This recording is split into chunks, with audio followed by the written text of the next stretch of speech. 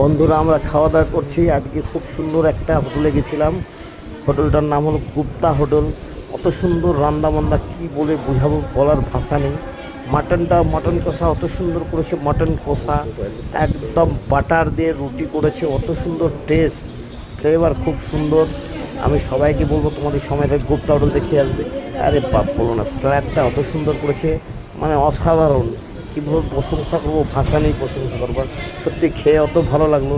আমি বললাম আমার প্রত্যেকটা বন্ধুদেরকে বলি, আমার যারা আমার সাথে যুক্ত আছে আমি তাদেরকে বলি, তাদের জন্য ভিডিও করলাম।